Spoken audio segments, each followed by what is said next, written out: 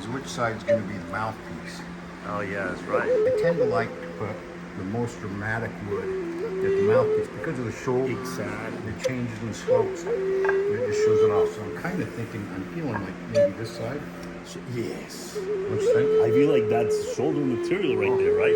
Yeah, it's going to be tough to get shoulders on this side. Like very, very small, thin. Yeah. So now we got our blank of wood. This particular piece of wood is 2 inches by 2 inches by 26 inches long.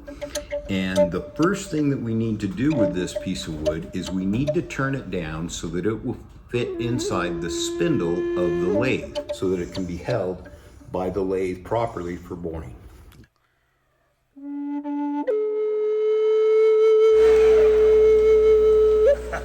Holy smokes, man. Wow. Yeah. Look at this curl. Yes. That is just so epic. The lines, the colors, like the Yeah. contrast. Oh, it's fabulous. Like that white line there. Yeah. Still not quite there. I want it as big around as I can. Normally. Yeah, and this is why the shoulders are going to be small, because it has to go in.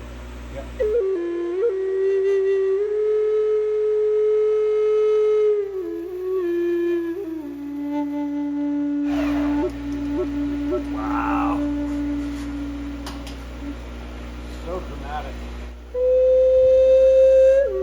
Since I'm setting up the lathe to turn square pieces round, we're going to also turn round the end cap and the mouthpiece and get them prepped and ready for what they're going to need to be.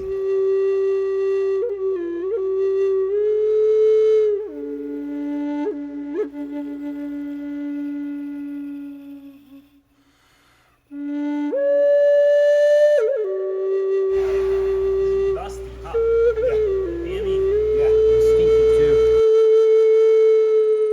The end cap and the mouthpiece are tenoned into the flute. What that means, mortise and tenon. The mortise is the hole, the tenon is the part that fits inside the hole. So we make the mortise in the flute, we make a hole that's a little bit bigger in the flute, and then we make a tenon of the wood that goes into that flute, and that increases the glue area and makes a flute much stronger than it would be without that.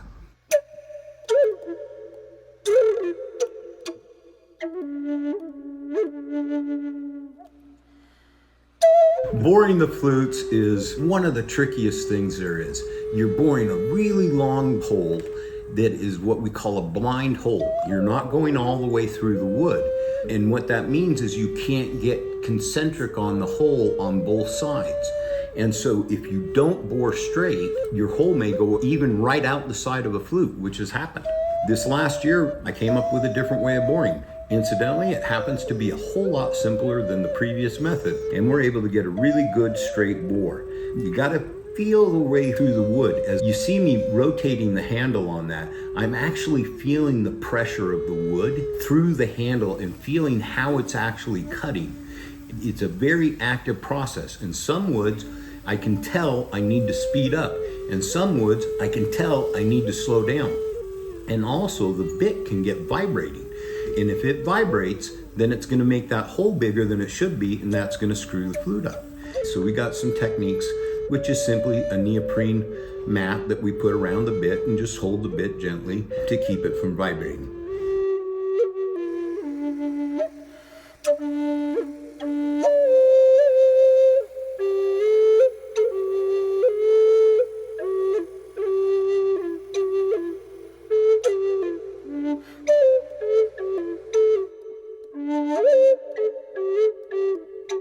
Now that it's bored, the next thing is we need to be able to get a concentric turn around the bore. And what that means, the goal is to have the wall thickness the same at one end of the flute all the way around as it is at the other end of the flute all the way around.